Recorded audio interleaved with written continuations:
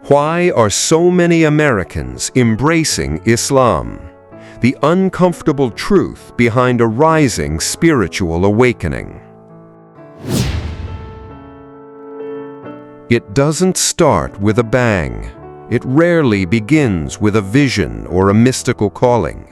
In most cases, the story of an American converting to Islam starts in the silence between two worlds, a silence modern America rarely permits. It begins when the noise of materialism becomes deafening, when the saturation of endless choices starts to feel more like a trap than freedom, and when the soul, hungry, neglected, and bruised, begs for a center that doesn't shift with every trending hashtag. What makes this story even more provocative is not just that thousands of Americans are choosing Islam every year, but who they are. College-educated, middle-class, artists, athletes, veterans. Women, especially women, disproportionately more than men.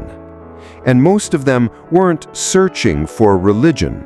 They weren't born into it. They chose it. In a post-9/11 world where Islam has been scrutinized, demonized, and misunderstood, how can this possibly make sense? That's the part no one really wants to talk about. Because if Americans are converting to Islam not despite its bad press, but because of what they've discovered beneath the smoke, then maybe the narrative that's been drilled into the national psyche is more fiction than fact.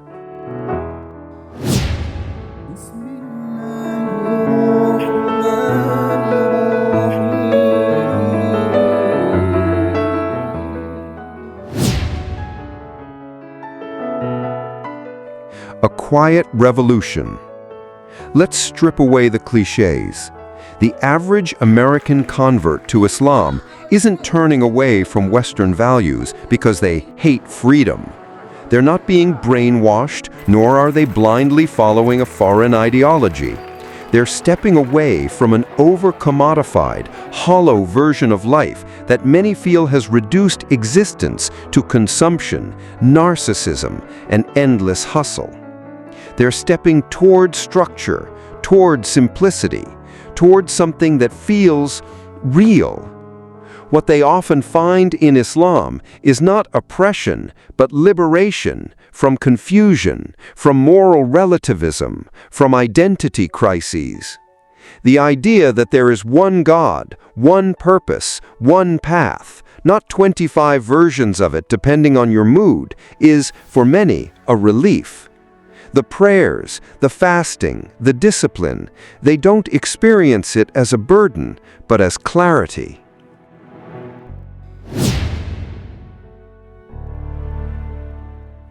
The power of submission in a culture of self. America worships the self. From self-help books to self-branding on social media, the cult of me reigns supreme. But that relentless focus on self often leads to burnout, isolation, and a gnawing feeling of spiritual emptiness. Islam, by contrast, begins with the idea of submission, not to an institution or a preacher, but to God. In a society that glorifies autonomy, the concept of submission feels almost rebellious. It's provocative, even dangerous. And yet, for many American converts, it's precisely this that feels like salvation. Finally, they are not the center of the universe. They are a servant, not of ego, but of something higher. This inversion, this rebellion against self-idolatry, is perhaps one of the most radical things a modern American can do. And that's exactly what makes Islam so compelling.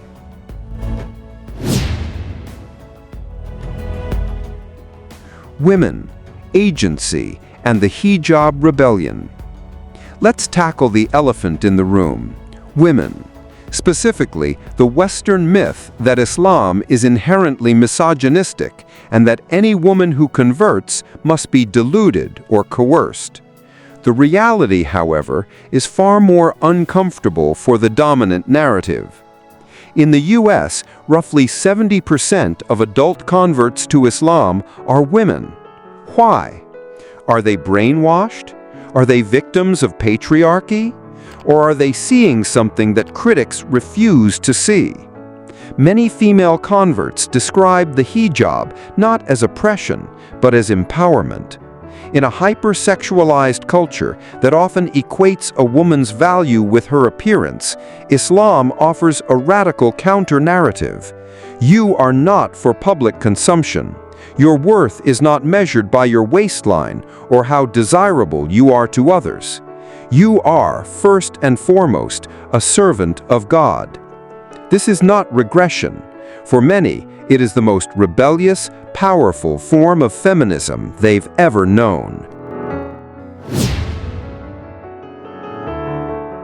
Black America and Islam, a historical alliance. Islam in America didn't begin with Malcolm X, but he is perhaps the most iconic figure in its lineage. Long before suburban white converts started showing up at mosques, Islam was being embraced by Black Americans as a means of reclaiming dignity, discipline, and power in a country that had systematically denied them all three. From the Nation of Islam to Orthodox Sunni Islam, the Black Muslim experience is inseparable from the story of resistance against white supremacy, mass incarceration, and cultural erasure. For many Black Americans, Islam was, and still is, a language of liberation. And in a strange twist, as more white Americans convert to Islam, they're entering a religious tradition in the US that was largely carried, preserved, and dignified by the very people America has historically marginalized.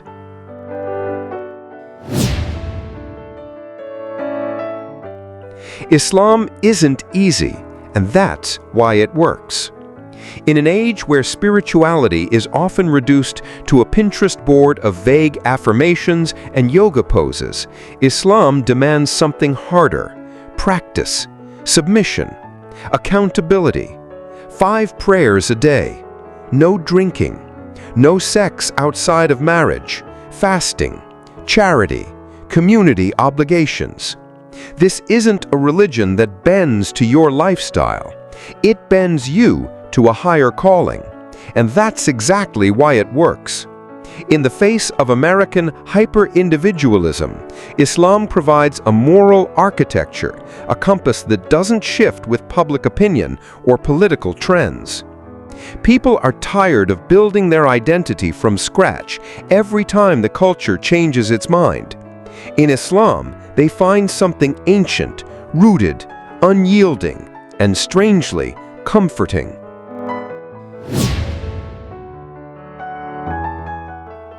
The numbers don't lie. According to a Pew Research Center, more than 20% of Muslim adults in the United States are converts, a staggering number considering the size of the population. Islam is now the fastest-growing religion in America, not because of immigration or birth rates alone, but because people are choosing it. Between 20,000 and 25,000 people convert to Islam in the US every year. That's not just a statistical quirk, it's a trend. And contrary to what some may assume, they're not converting in prisons en masse or under duress. While prison conversions do happen, and often for deeply transformative reasons, the vast majority occur in everyday contexts: college campuses, online forums, interfaith discussions, workplaces, and through relationships and marriages. Even more striking is the gender and racial breakdown. 70% of converts are women, according to a 2011 Pew study. 54% are Black, followed by 21% white and 20% Hispanic.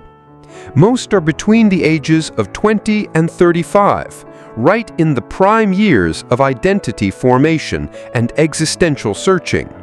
These are not fringe outliers.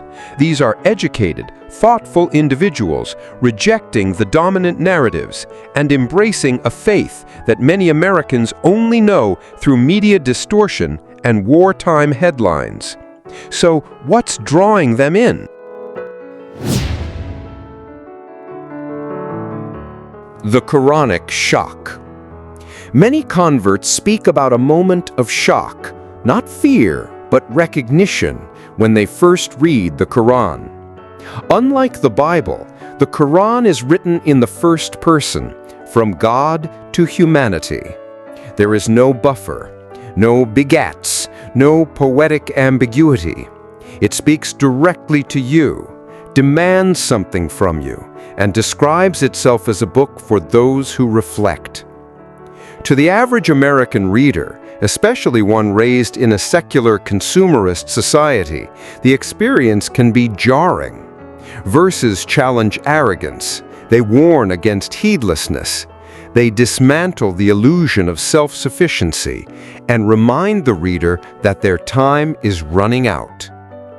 Indeed, in the creation of the heavens and the earth, and the alternation of the night and day, are signs for people of reason.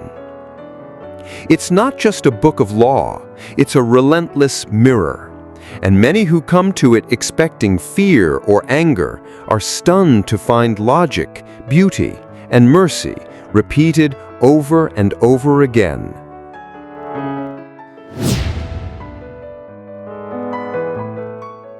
The search for authentic spirituality. Christianity, for many Americans, has become a cultural inheritance rather than a personal conviction. Churches across the country are shrinking. Millennials and Gen Z are abandoning organized religion in record numbers. In fact, a 2023 Gallup poll showed that only 31% of Americans between ages 18 and 29 attend any religious service regularly. The term nones, those who claim no religious affiliation, has skyrocketed to 29% of the population. But none doesn't mean atheist. Many of these people still believe in God. They still pray. What they reject is the watered-down, commercialized, politicized version of religion that often dominates American discourse.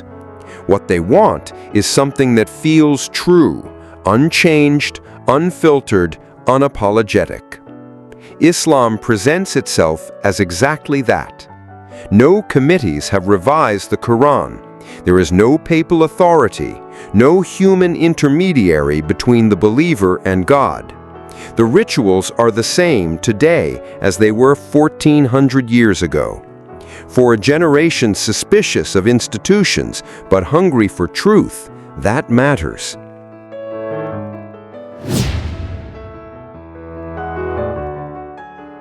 Islam in the age of collapse. It's impossible to ignore the social context behind these conversions. We're living in an era of institutional collapse. Political disillusionment, economic instability, mental health crises, climate anxiety, mass shootings. The very fabric of American identity feels frayed. Many no longer trust the media, their leaders, or even their neighbors. Islam offers what secular America increasingly cannot: certainty. Not blind faith, but a framework, a map, a moral scaffolding. It tells you who you are, why you exist, and what your responsibilities are, not just to yourself, but to your family, your community, the planet, and to God. This isn't just about theology, it's about psychological survival in an era of chaos. A 2021 Harvard study found that Muslim Americans have lower suicide rates and higher levels of community belonging than the general population, despite often being targets of discrimination. In a society plagued by loneliness and atomization, that's not a small thing.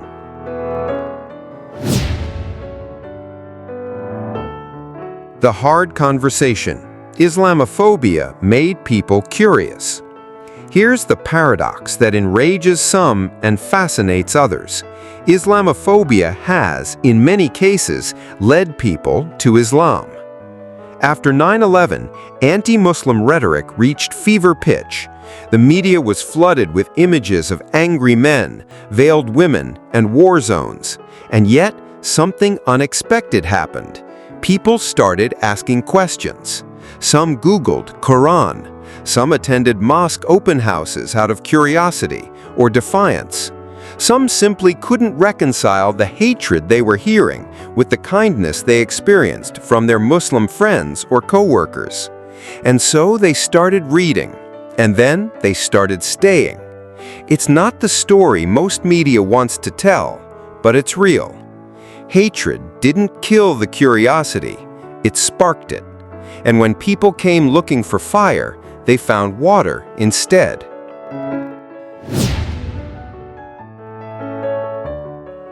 Post-colonial memory, rejecting the empire's religion. For centuries, Western empires didn't just conquer lands, they colonized minds. And in the wake of empire, Christianity was often weaponized as a tool of control.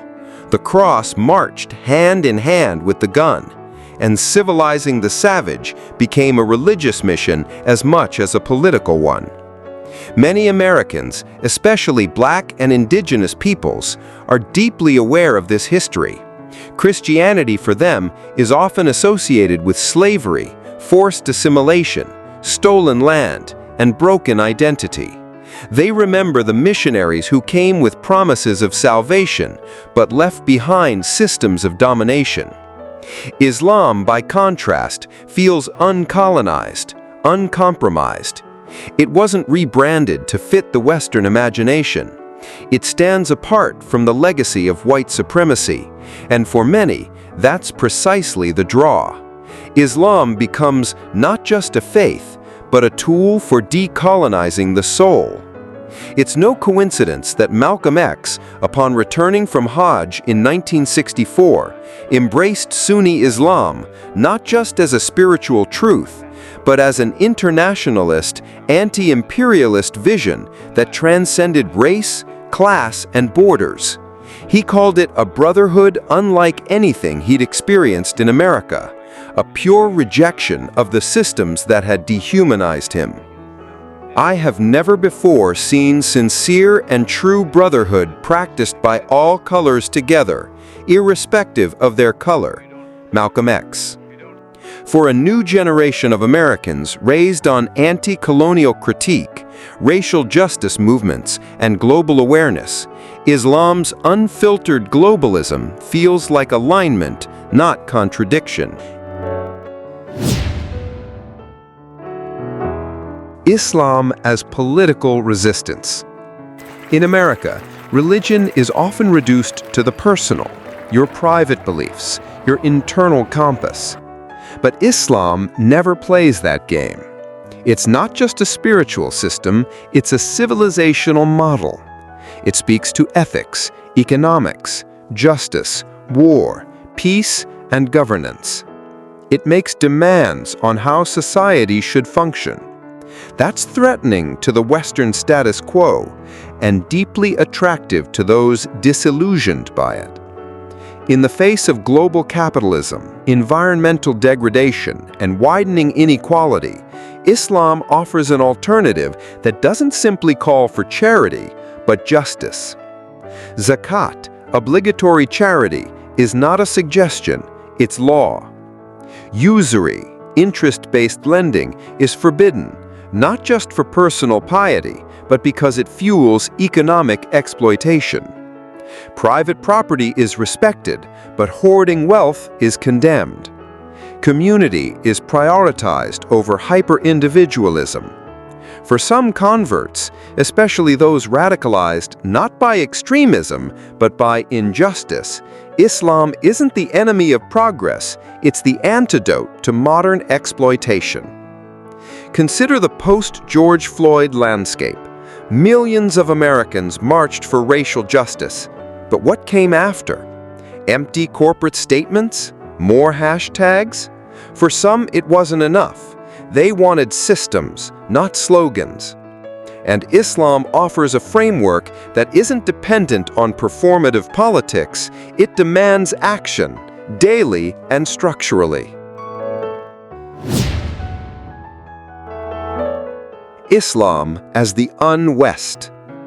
The appeal of Islam is intensified by what it isn't. It's not fluid. It doesn't market itself as customizable. It doesn't apologize for its boundaries. In a society that constantly tells you, you do you, Islam dares to say, no, there's a better way and it's not yours. That kind of moral absolutism is scandalous in the West. But for many Americans, especially those burned out from relativism, identity confusion, and ethical ambiguity, it's refreshing. They're done reinventing themselves every few months. They're tired of defining their worth through productivity, sexuality, or social media validation. They want roots. They want limits. They want something that doesn't bow to their whims. Islam, unflinching in its structure and unapologetic in its moral stance, delivers exactly that. It's not trying to be trendy. It's trying to be true. And in a post-truth world, that's revolutionary.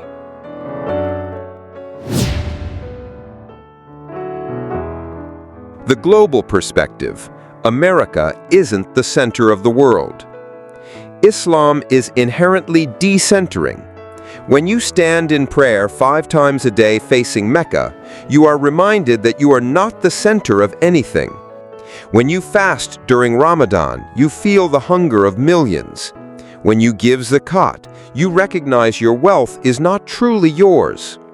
To an American convert, this perspective is often shocking but liberating, especially in a country where nationalism is a near religion, where American exceptionalism is baked into education, politics, and even theology. Islam offers a radical alternative. You are not a citizen of an empire. You are a servant of God. You belong not to a flag, but to an ummah, a global community of believers. And that message resonates, especially for those who see the cracks in the American dream and recognize the suffering it exports overseas. The drone wars, the occupations, the coups, the economic policies that strangle the global South while Wall Street thrives. Islam is a spiritual refuge, yes, but it is also a global indictment. And for some Americans, converting isn't just about saving their soul, it's about switching sides in the narrative of history.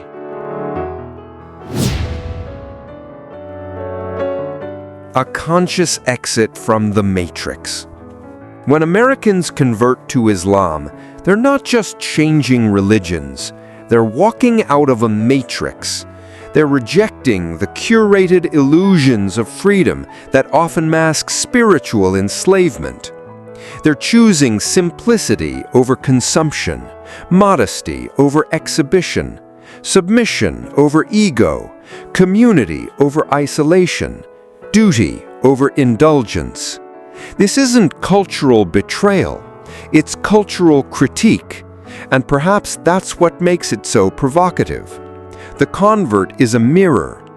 They remind America that something is broken, that something's not enough, that the empire isn't delivering what it promised. And so the convert becomes dangerous, not because they've joined a violent ideology, but because they've opted out of the system entirely. They've found peace where the world told them they'd find oppression, and they won't go back.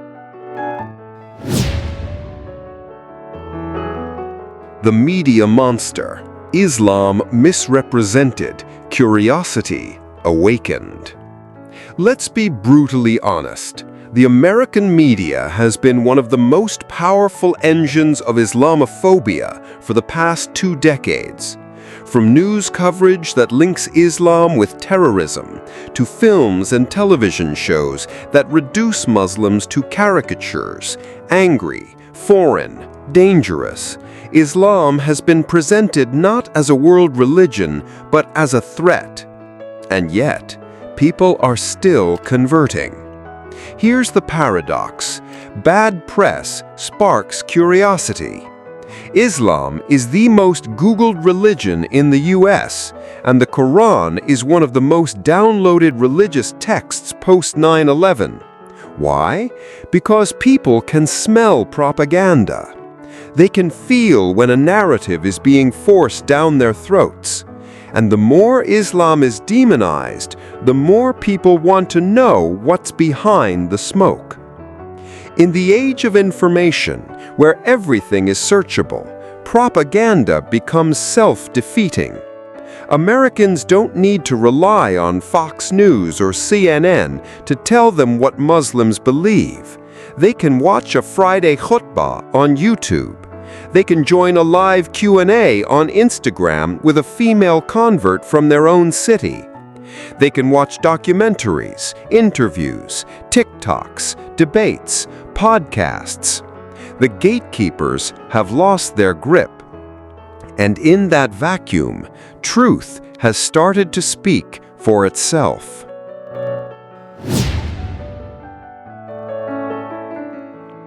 Interfaith encounters, the power of meeting a Muslim. For many converts, the gateway to Islam wasn't a book or a documentary. It was a person, a coworker who quietly steps away to pray, a classmate who fasts during Ramadan but never complains, a neighbor who brings food during hard times, a friend who listens without judgment. These moments, small, sincere, human, do more to dismantle fear than any academic lecture ever could. Because at its heart, Islam doesn't win converts through arguments. It wins them through integrity. According to a 2020 ISPU Institute for Social Policy and Understanding survey, 79% of Americans who know a Muslim personally have a favorable view of Islam, compared to only 38% of those who don't. The data is clear. Relationship breeds respect. And when people see Muslims living out their faith, not perfectly, but authentically, they realize the image they've been fed doesn't hold. And for some, that realization cracks open the door to faith.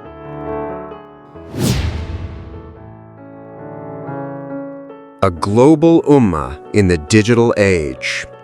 Finally, let's talk about something that's never existed in this form before. The digitally connected global ummah. Today, a college student in Michigan can learn Islam from a Senegalese scholar, attend a virtual halakha with converts from Brazil, and study Arabic with a teacher in Jordan, all in one afternoon. Islam is no longer confined to the local mosque. It's become borderless, vibrant, dynamic, and deeply diverse. Converts are finding their people across continents. They're joining WhatsApp groups, Discord servers, Reddit communities, and Telegram classes where they're not seen as anomalies, but as part of a living, breathing, global faith. And in that vast tapestry, something powerful happens: belonging. For many Americans who felt isolated, disillusioned, or spiritually homeless, the global Muslim community feels like coming home. Not because everyone looks the same or agrees on every detail, but because they're all anchored in something that transcends race, nationality, and politics. La ilaha illallah, Muhammadur Rasulullah. There is no God but God, and Muhammad is the messenger of God.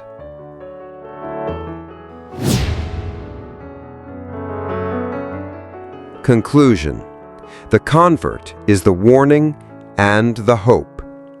The American convert to Islam is more than a religious statistic. They are a signpost, a whisper in the middle of a cultural storm, a mirror held up to a society that promised freedom and delivered loneliness, that offered abundance and delivered spiritual poverty. When a person raised in the temples of capitalism, individualism, and relativism chooses to kneel in prayer 5 times a day, when they fast when everyone around them feasts, when they wear hijab in the age of OnlyFans, when they trade me, myself, and I for we, us, and God, they are not just converting, they are revolting against the shallowness, against the chaos, against the soul-killing illusion that you are enough on your own. They are saying, no, I want more. I want truth. I want peace, even if it costs me everything. And that should terrify those who rely on a compliant, distracted, disoriented population. Because if people can walk away from that, from the algorithmic empire of self, and walk towards something ancient, disciplined, and God-centered, then the empire has a real problem. But more importantly, humanity has a chance.